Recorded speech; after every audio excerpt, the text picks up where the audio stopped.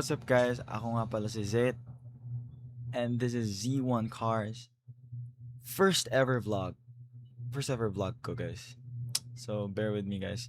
Sana kahit medyo palyado yung mga binibideo natin is supportahan niyo ako guys sa journey ko na to.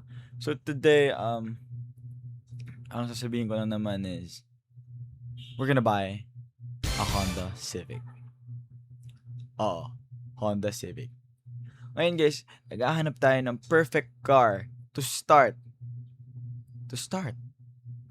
Para makapasok sa Honda world. Yes, sa Civic. Sa mga Civic. So ako naman guys, mahilig talaga ako sa kotse ever since bata pa ako. But we actually do have a car as well. But hindi siya Honda Civic.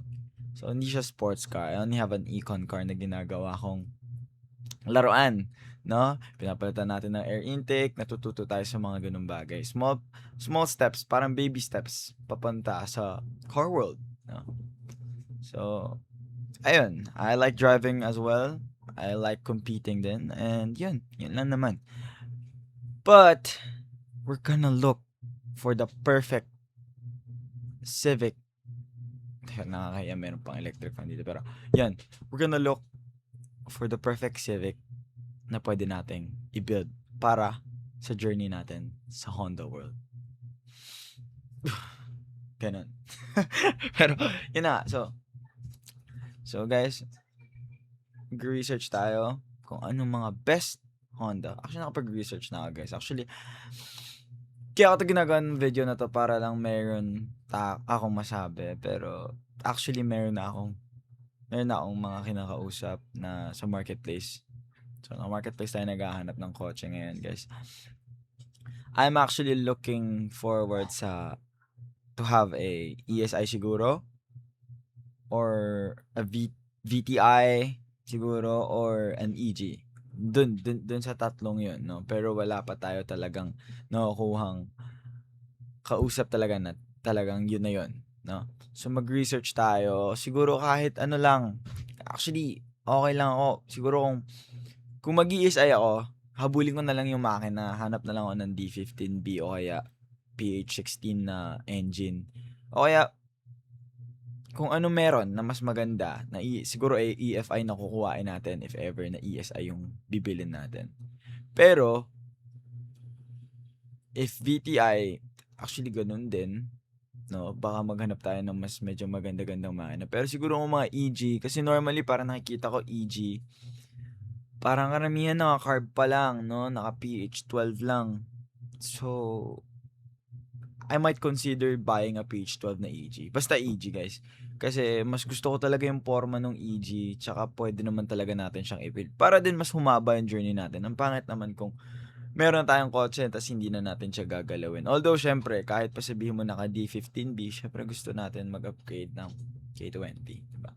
So, I'm looking forward for this channel is parang ano siya.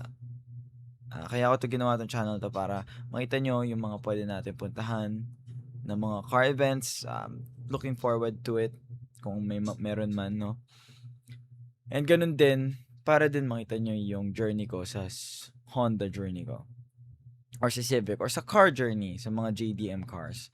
Pero yun, ayun, yun yung pinaplano natin guys. Actually, nabablanko ko kasi first time ko talaga to. Pero, ayun. Ang gagawin natin, bibili tayo ng ganun, ng Civic. Tapos, i-build natin ng konti, ayusin natin. Tapos, baka ibenta din natin. Parang ganun. Hanggang sa makuha natin yung dream Civic natin. Which is a Civic EG alam niyo na yung makina na gusto natin, 'di ba? K20 or K-series na makina, kahit B series, 'di ba? Okay na 'yun. Basta meron tayong malakas na kargadong Civic at the end of this, not even a Civic lang. Syempre may mga goals tayo to reach higher type of car, like who knows, pwede tayo magkaroon ng GTR, ganyan. Sana if ever maging successful yung pagbabayan natin, guys. And ayun. And kung meron mang kitain yung mga videos na ginagawa ko ngayon Kaya ako naman 'to vinidyo din, well, siguro para na din siguro kung meron mang kitain, 'no? Lahat ng kikitain ng vlogs na 'to ilalagay natin sa kotse, sa pagbibili ng kotse natin or sa Civic na possibly yun talaga yung bibilhin natin. Basta sure ako Civic yung bibilhin ko, guys.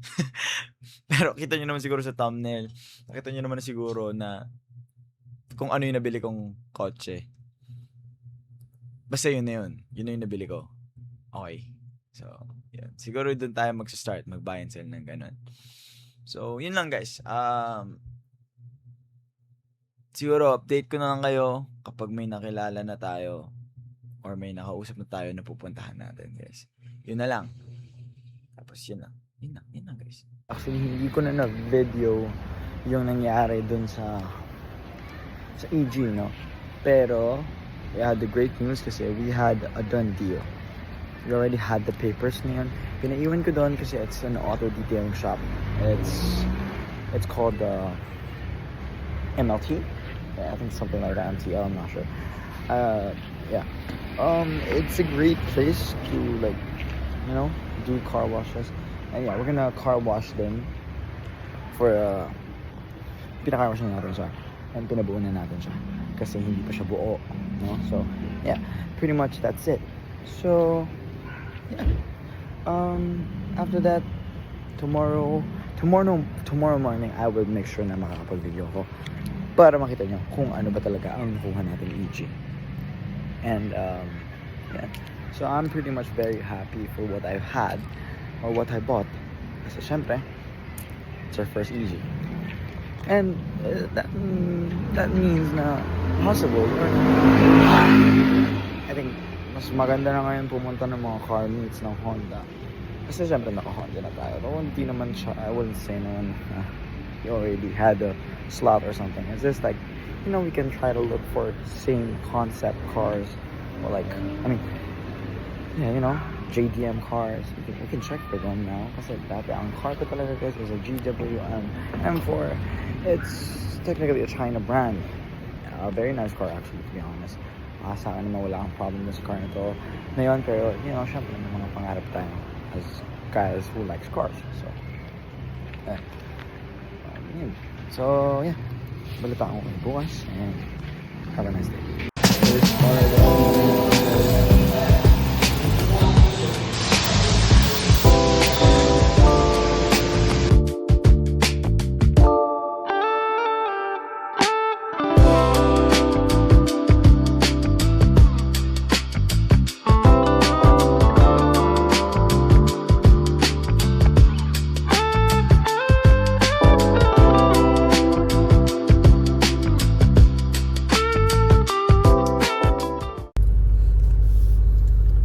Guys, unang video natin to sa kotse. Nasa loob talaga. Sumama na yung natin. So, ayun, hindi natin yaman na mainitan na lang ako dito. Kasi hindi okay, yun pala, yun i-address natin yung mga meron sa EG natin, no? So yung EG natin, meron siyang aircon. Pero actually hindi siya lumalamig. Minsan nga mainit pa yung nilalabas niya. Pero ngayon parang hindi naman masyado. Parang sakto lang. Yung yan. So namiinit kasi siya. Pero yun, so okay. So ang nangyari sa EG natin, no, ganito siya. Yung wala ako. Oops, yep. Yan. Video. Kaya pa. So ayun. Yung EG natin, may problema siya sa power steering, guys. Ano siya? Tawag dito. Yan. Sa power steering, ang problema niya sa power steering, guys, hindi siya na anong tawag dito? Walang power steering pala. Wala yung fluid, no? So, bibili pa tayo ng fluid nito. Actually, hindi ko pa alam kung may tagas. Feeling ko may tagas. Parang ganun yung dating. Parang may tagas ata siya. Pero, kasi parang malamig yung aircon na hindi ko maintindihan. Pero sige, para tanan natin yan, no? So, ito yung, bitaw ni EG, guys. Bitaw ang putik. Pero yun, kung makita natin, ano naman siya. Okay naman yung takbo niya.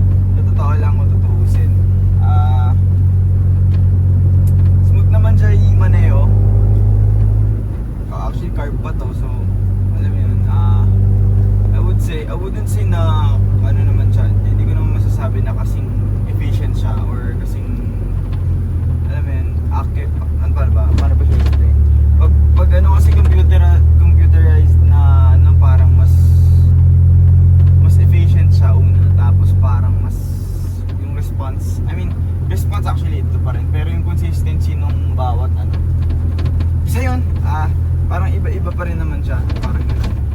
Pero, so yun,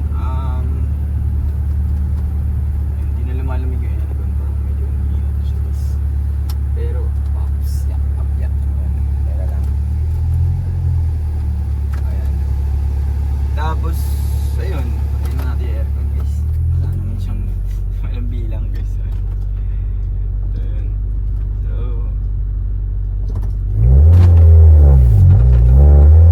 ayan, pag na-roll mo siya ng konti, medyo may delay lang siya bago siya umano. Pero, pag third na, lumaano naman na siya eh. Ang ano ko lang dito, pag nagda-downshift ka, sa second tsaka first, alam mo normal yun sa EG kasi ngayon lang ako gumamit ng Civic talaga. Pero ano siya, ay gagi, go pala yun. Sira pala to. Yung mga normal yun, pag nagda-downshift ako from 3 to 2, medyo ano siya, kaya 2 from 1, ano siya talaga, anong tawag dito, ano bang tawag dun? Teka.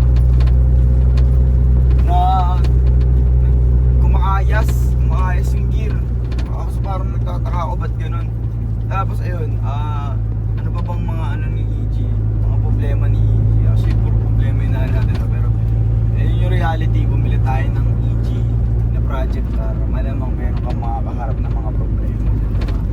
Pero ayun, at least masaya ka sa mga nagiging progress. Ako, sobrang saya ko, actually ilang araw na akong puyat dahil dito sa EG tsaka sa mga problems din. Actually nabubuntunan ko din ng mga problems yung EG, kumbaga pag di ako makatulog sa gabi, talagang iba din talaga yung therapy ng kotse. Alam mo yung parang kapag di ka makatulog, drive ka saglit, o kaya pag di ka makatulog, gawa ka ng pwede mong gawin sa kotse mo, parang ganun.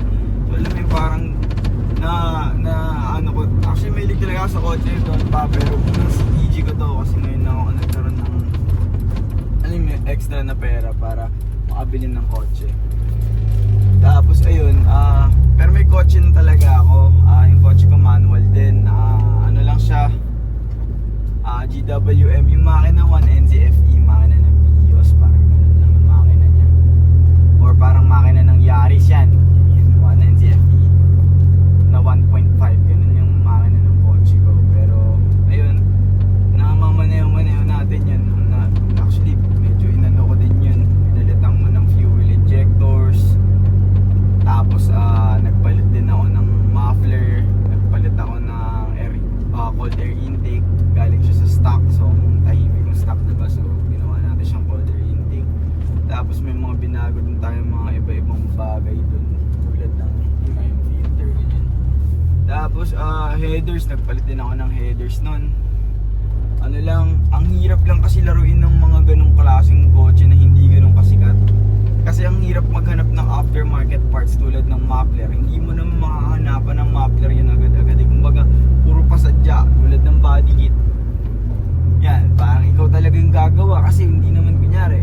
Example, ano bang mga wala naman talagang body kit kung tutuusin? Ano bang mga kotse yung ano? Hindi yata meron na yun, no? Pero parang yung mga hindi ganun kasikat na kotse, ang hirap magbanggag mo. Pero katulad nga ng akin, yung GWM M4 ko, di mo siya mamod talaga, talagang pang family car lang talaga siya. Pero malakas yung makina kasi Toyota yung makina niya eh, tutuusin. Pero ayun, so ayun, ano, ang isa pang problema pala ng EG natin is yung ano natin, yung fuel gauge, no? Hindi siya accurate. Pambira, nagtataka ako. Siguro ganun din yung naging problema nung unang may-ari. Binenta kasi niya sa akin to, medyo palugi, no? Medyo palugi yung pagbenta niya sa akin nito kasi sabi niya sira daw yung fuel pump, tapos parang tinamad na lang din ata ang buhay ng may-ari. Pero ayun, yung gauge niya guys, hindi siya bumababa. Ay, may bumababa siya pero hindi siya accurate. Tapos nung kanina, tataka ako nung nagpalit ako ng nagpalit ako ng valve cover gasket. So in-expect ko, sabi ko, bakit ganun? Ba't ayaw mag-start? Ni-start ko siya, pinainit ko yung makina. Habang pinapainit ko yung makina niya, bigla akong nagulat. Bigla siyang namatay. Biglang humina, tapos biglang namatay. So sabi ko, bakit ganun? Parang hindi aminihado tayo dito. Sabi ko, ano kayang problema na ito ngayon? E di sinubukan natin na hinigop natin yung ano, hinigop ko yung ano, yung fuel line. Walang ano, may amoy, ano ba yun, paano ba yun? Yung parang lasa, nalalasahan mo. Parang siyang vape, parang ganun.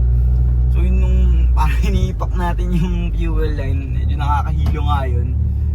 Inaano natin siya, hinigop natin siya, no, para may lumabas. Ayaw lumabas, pero nararamdaman mo yung gasolina. Tapos pinakapa ko din yung fuel pump kung may umihigop siya. Umihigop din naman. Ngayon, nagtataka ko ba't ganun, ayaw gumana. E di hinigop ko ngayon yung ayaw talaga. Pati yung pangalawang linya. Ayaw niya talaga. So ang ginawa na natin, ang naging solusyon natin sa kanya is nilagyan natin siya ng gasolina. Naglakad ako ng pagkalayo-layo para magkuha ng gasolina. Tapos, yun, pinagasolinahan natin yung dala-dala natin container. Kasi wala akong kotse. Yung kotse ko, pagpili ko na ito, pambira, nagtampo. Hindi na nag-start yung isa kong kotse, guys. Ewan ko ba, ba't ganun? Nagtatampo ata yung mga kotse, guys. Tapos, ayun, bumili tayo ng gasolina. Naglakad na lang tayo pa uwi. Kasi wala akong magamit na pang service, no? Parang ayoko pang umuwi kasi may ingayan lang mga tao dun sa akin. Yun. So parang ganun na nga. Yung fuel, saan na ba ako? Yun, yung fuel line, hinigop ko na nga. Ayaw niya talaga. So yun, bumili tayong gasolina, nilagay natin yung gasolina sa tangke. Tayo ng parang 4 liters, 5 liters ata, ganun. O 5 liters, mga ganun, 6 liters, ganyan. Tapos pinasok na natin siya dun sa kotse ngayon. Nilagay natin siya sa kotse. Tapos ayun, ayaw niya pa rin gumana. Ngayon parang sabi ko, baka ayaw nung umangat, mahina masyado siguro yung fuel pump. Ginawa natin, sinipsip na lang natin yung fuel.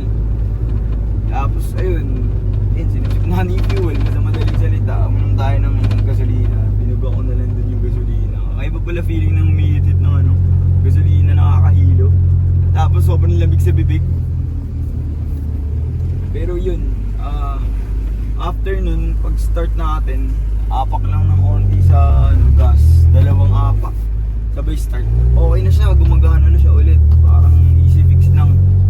Kasi inihipang ko yung fuel line, may sumisipol. Kala ko may butas yung pala sa ilalim lang pala yun, sa likod pala, ilalim pala. Pero buti na lang wala siyang tagas kasi hirap magpalit ng hose ng na bakal sa ilalim, kasi bakal yung hose nung Civic EG. So, karamihan nata ng kotse gano'n naman, pero yun nga, sa madaling salita, mahirap din naman yun, medyo hassle yun. Medyo hassle kung mag-ganon, so parang ayan. Tapos, ano ba? Pretty much yun lang eh. Yun pa lang naman naalalaman ko dito sa kotse na to. Parang wala pa naman siya masyadong Pero ayun, yun lang yun guys. Tapos yun, ang specs ng kotse itself, siya? Civic EG na naka PH12 pala. Tapos siya, 1993 SR3 yung chassis. Tapos ang steering wheel natin OMP na quick release. Yan, quick release siya. Pwede mo siyang tanggalin kapag nabuisit ka sa katabi mo. Tapos sa kanya may pasa. Hindi, joke lang. Pero parang gano'n na nga. Tapos okay guys, ngayon wala nalaman na may busina na siya ulit. Kasi naayos din siguro dun sa relay.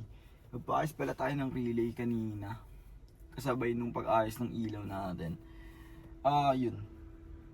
Tapos ang gulong niya is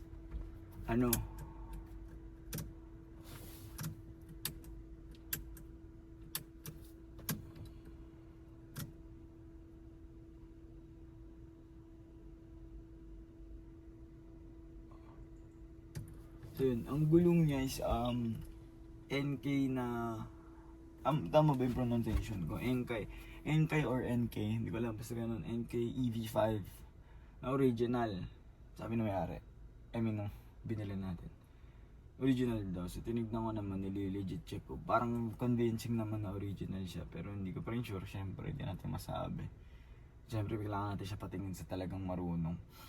So yun, tapos ito yung shift knob natin, Mugen na, di ko alam kung totoo to. Pero yun, Mugen siya. Tapos yung muffler natin, Mugen din. Hindi din natin sure. Pero yun, pinaplano natin pumunta sa Ayala Malls na, ano yun? Yung sa event ng Honda, mga Honda Civic. Ayala Malls sa June 3. June 3 ba? Correct me if I'm wrong. Pero yun, June 3. Ayun. Yung mga plano natin, try natin pumunta doon para makita tayo ng mga concept na alam mo yun, pang malakasan tsaka pang diinan talaga, para magkaroon tayo ng idea sa mundo na pinapasok natin, guys. Or pinapasok ko lang pala kasi syempre malamang sa inyo may iba nanonood dyan talagang mahilig din sa kotse. Ako mahilig talaga sa kotse, pero kumbaga I would say car guy. Ako.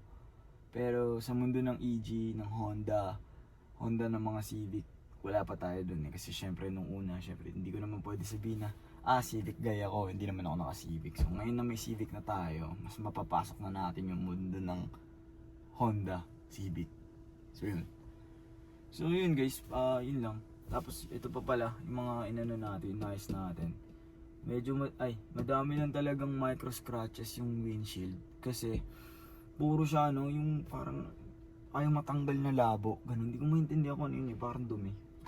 So tinanggal lang natin yan, kinuskus natin. So medyo nagkaroon siya ng mga micro scratches, tsaka gawa na din ng, syempre luma na din. So nagkaroon siya ng mga spiral na scratches.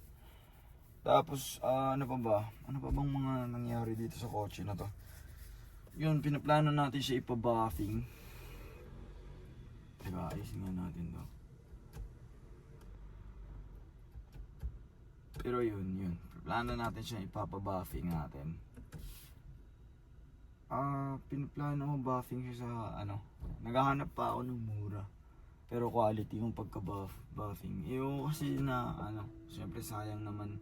Gusto ko din matuto kaso syempre mas maganda na yung sigurado tayo kasi delikado syempre. Mahirap na mag-risk ng magkano din per panel, nasa 3.5 ata ganyan. Or 2.5, hindi natin masabi sa magpe-paint no. Pero yun lang naman. Pinaplano ko rin linisin, palagyan ng aircon bukas. Tapos yun, bibili lang tayong gasket kasi mababiyahin na natin to. Ang kailangan na lang talaga natin is yung sa engine, maayos siya. Bili tayo ng oil, i-change oil natin to. Tapos after nyan, aircon na. Napagawa na natin yung aircon, to be honest, tapos na din to eh. Hindi na natin kailangan mamblema pa. Pero yun lang naman. Yun guys. So, samahan nyo lang ako babiyahe pa uwi. So, malapit na naman tayo. Ilang blocks lang din to. So, nung una hindi siya nawawan. Click, no? Yung Civic natin. Baga pag natin siya, hindi siya nag-start agad. Parang siguro mga ilang segundo, tapos ilang ganun.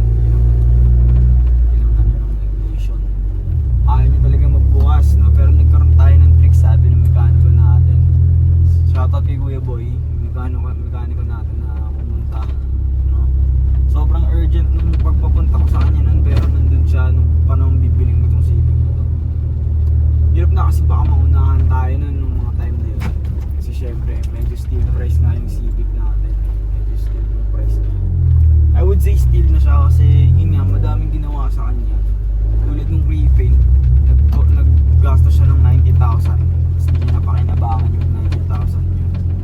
Tapos ano pa pang mga nagastos siya dito, yung mags ganun. Kumbaga madami din naman siyang na-i-give up, parang kumbaga hindi na din para baratay pa. Kumbaga tanggal sakit ulo na lang eh. Kumbaga instead of magpapapintura pa tayo, butin tayo ng ilang libo nun, diba? Parang pinamigay niya na lang yung unit, ginawa natin, nagpapintura tayo ng kotse.